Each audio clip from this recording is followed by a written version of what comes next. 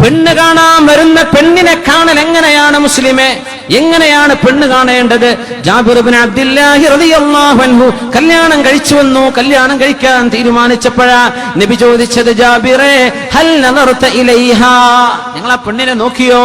ഇല്ല നബിയെ. നിങ്ങൾ സ്നേഹത്തോടെ മരണം വരെ ജീവിച്ചു പോകാൻ, നിങ്ങൾ കല്യാണം കഴിക്കാൻ പോകുന്ന പെണ്ണിനെ ഒന്ന് നോക്കൽ നിങ്ങൾക്ക് സുന്നത്തുണ്ട്. എന്ത് നോക്കൽ സുന്നത്തുണ്ട്? എത്ര വരെ പഠിച്ചു എന്ന് ചോദിക്കൽ സുന്നത്തല്ല, ഹറാം. അങ്ങനെ ഉണ്ടായിട്ടുണ്ടോ? പടച്ചോനെ, ഞാൻ എത്ര കഥ അരമണിക്കൂറാണ് ഞാൻ സംസാരിച്ചത് അല്ലേ? എന്ത് നിക്കാഹേ മഅ മഹ്റമിൻ, ഈ പെൺകുട്ടിയെ നിക്കാഹ് ചെയ്യാത്ത കാലത്തോളം ഒരു അന്യ പുരുഷന് സംസാരിക്കൽ ഹറാമാണ്.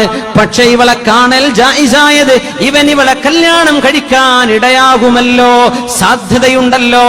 അതുകൊണ്ട് കാണൽ ജായിസ. എന്താ കാണേണ്ടത്?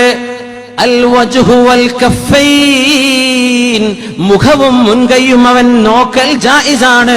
മുഖം കണ്ടാൽ സൗന്ദര്യം മനസ്സിലാകും, കൈ കണ്ടാൽ തൊലിനിറവും ശരീരത്തിന്റെ ലാവണ്യവും മനസ്സിലാകും. ഇത് തിരിയാത്തവൻ കല്യാണം കഴിക്കണ്ട. കണ്ടത് ഇത്രയൊന്നും കണ്ടാ പോരാ. അങ്ങനത്തവൻ നീ കല്യാണം കഴിക്കണ്ട, നീ രോഗിയാണ്.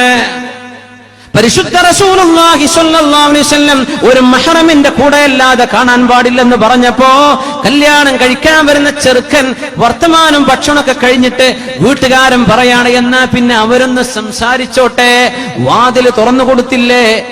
ഈ കാണാൻ വന്ന ചെറുക്കനും പെണ്ണും ഒറ്റക്കൊരു റൂമിലാവൽ ഹറാമാണെന്ന് പറഞ്ഞിരിക്കെ, ഈ പെണ്ണിന്റെ വാപ്പ കൂടെ ഇല്ലാതെ, ഈ പെണ്ണിന്റെ ആങ്ങള റൂമിൽ കൂടെ ഇല്ലാതെ ഒരു പെണ്ണിനെ കാണിച്ചു കൊടുക്കൽ ജായിസല്ല മുഅ്മിനെ. അള്ളാഹുവിന്റെ നിയമമാണ് ഞാൻ ഈ പറയുന്നത്. നാട്ടിൽ നടക്കുന്ന നാട്ടുനടപ്പല്ല, അള്ളാഹുവിന്റെ നിയമം ഇതാണ്. ഇത് പാലിക്കാനാവൂ. അള്ളാഹും റസൂലും പറഞ്ഞതനുസരിച്ചാൽ ഫഖദ് ഫാസ ഫൗസൻ വമ്പിച്ച വിജയം അവർക്കാണ്. ഇങ്ങനെ ഹലാലിൽ തുടങ്ങേണ്ട കല്യാണമാണ്. സംസാരിച്ചുകൊണ്ടും കഥ പറഞ്ഞിട്ടും തുടങ്ങിയത് അവിടെ തന്നെ ഹറാം ആരംഭിച്ചില്ലേ? ഈ കല്യാണത്തിൽ പിന്നെ എങ്ങനെയാ ബറക്കത്തുണ്ടാവുക? അപ്പൊ ഇത് പഠിക്കണം, ഈ മസ്അല ഉമ്മ പഠിക്കണം. മസ്അല പ്രായപൂർത്തിയായ പെണ്ണിനെ ഒരാണ് കൂടെ, ഒരു മഹ്റം കൂടെ ഇല്ലാതെ, അവരുടെ വാപ്പയോ മുതിർന്ന ആങ്ങളമാരോ കൂടെ ഇല്ലാതെ കല്യാണം കഴിക്കാൻ പോകുന്ന ചെറുക്കന് പോലും സംസാരിക്കൽ ജായിസല്ലെന്ന് വന്നാൽ, നിശ്ചയം കഴിഞ്ഞ പെണ്ണിനെ എങ്ങനെയാ നീ ബൈക്കിലിരുത്തി കൊണ്ടുപോകുന്നത്? നിക്കാഹ് ചെയ്യാത്ത പെണ്ണിനെ എങ്ങനെയാ നീ ഭക്ഷണം കഴിക്കാൻ റെസ്റ്റോറന്റിലേക്ക് കൊണ്ടുപോകുന്നത്? എങ്ങനെയാ നീ ടൂർ പോകുന്നത്? ഹറാമല്ലേ പറഞ്ഞയക്കുന്ന വാപ്പമാരിത് മനസ്സിലാക്കണ്ടേ? ഉമ്മമാരിത് മനസ്സിലാക്കണ്ടേ? ഇത് ദീനിൽ അടിസ്ഥാനമായി അറിയേണ്ട വിവരമല്ലേ? മക്കൾക്ക് പ്രായപൂർത്തിയാകുമ്പോ എന്താണ് അവർക്ക് പറ്റുന്നത്, പറ്റാത്തത്? ഹറാമാണെന്നാ പറയാ. ഹറാം.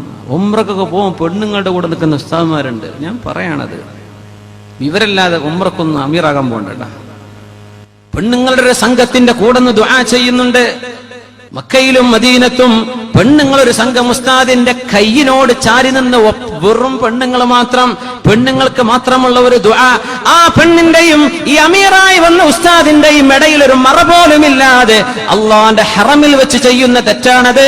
മസ്അല പഠിക്കാതെയോ ഇൽമില്ലാതെയോ അള്ളാന്റെ ഹറമയിലേക്ക് ആളെ കൊണ്ടുപോയി കാശുണ്ടാക്കണ്ട.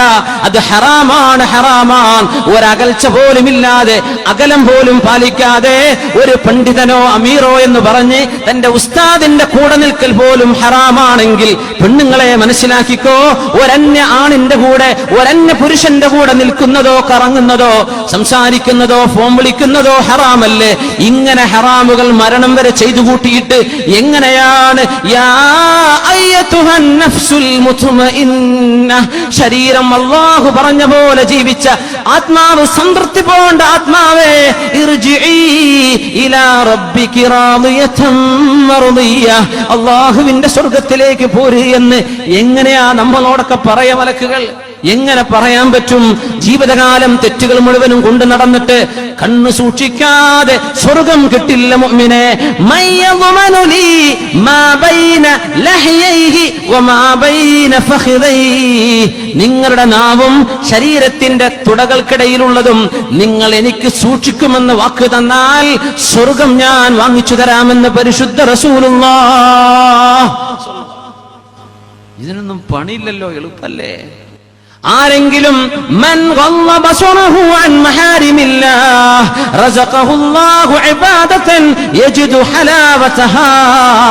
അല്ലാഹു നോക്കൽ ഹറാമാണെന്ന് പറഞ്ഞ ഒരു കാര്യത്തിലേക്ക് കണ്ണു പോയപ്പോഴേക്കും അസ്തഗ്ഫിറുല്ലാഹ് എന്ന് ചൊല്ലി പിന്മാറിയവൻ നെറ്റിലൊരു സൈറ്റ് ഓപ്പൺ ചെയ്തു കഴിഞ്ഞാൽ എത്ര ഖുർആനിന്റെ സൈറ്റ് ആണെങ്കിൽ പോലും അവിടെ പോപ്പപ്സുകൾ വരും, പരസ്യങ്ങൾ അന്യ പെണ്ണുങ്ങളുടേത് വരുന്നില്ലേ? പിന്നെണ്ടോ ബാക്കി സൈറ്റുകളൊക്കെ? സെൻസർ നടക്കുന്നുണ്ടോ? എന്നിട്ട് മനുഷ്യന്റെ സെക്കൻഡുകളിൽ തിന്മകൾ ഇങ്ങനെ മനുഷ്യനെ ബംബാർഡ് ചെയ്തുകൊണ്ടിരിക്കുമ്പോ ഓരോ തിന്മയിലേക്കും കണ്ണ് പോകുമ്പോഴേക്കും അസ്തഗ്ഫിറുല്ലാഹ് എന്ന് പറഞ്ഞാൽ നിനക്കത് കൂലി കിട്ടി, അല്ലാഹുവിൽ നിന്ന് പ്രതിഫലം കിട്ടി. പക്ഷേ കണ്ണിനെ അഴിച്ചുവിടുകയും നോക്കാൻ പാടില്ലാത്ത ഔറത്തുകളിലേക്ക്, മനുഷ്യന്റെ ഔറത്തിലേക്ക് നോക്കാൻ പാടില്ലെന്നല്ലേ പരിശുദ്ധ റസൂലുള്ളാഹി പറഞ്ഞത്? ലാ തക്ഷിഫ് ഔറതക ലാ തക്ഷിഫ് ഫഖിദക.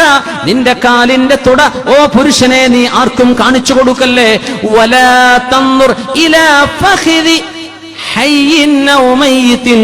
ജീവിച്ചിരിക്കുന്നതോ മരിച്ചതോ ആയ ഒരു ശവത്തിന്റെ കാലിന്റെ മുട്ടിന്റെ മുകളിലേക്ക്, പുരുഷനാണെങ്കിൽ കാലിന്റെ മുട്ടിന്റെ മുകളിലേക്ക്, മയ്യത്തിന്റേത് പോലും കാൽത്തുടയിലേക്ക് നോക്കല്ലേ എന്ന് പരിശുദ്ധ റസൂലുള്ളാഹ്. ഇനി ആലോചിക്കുക, നമ്മൾ കാണുന്ന ഫോട്ടോകളുടെ അവസ്ഥ എന്താണ്? നമ്മുടെ സ്ക്രീനുകളിൽ പ്രത്യക്ഷപ്പെടുന്ന നമ്മുടെ ചാനലുകാരൻ നമ്മുടെ വീടിന്റെ ഉള്ളിലേക്ക് കൊണ്ടു തള്ളുന്ന ചവറ സംസ്കാരത്തിന്റെ സിനിമാ സീരിയലുകൾ കാണുന്ന കാഴ്ചകൾ എന്തൊക്കെയാണ്? എന്നിട്ട് മനസ്സിലാക്കുന്നത് അല്ലാഹ്ക്ക് പൊരുത്തമാണോ?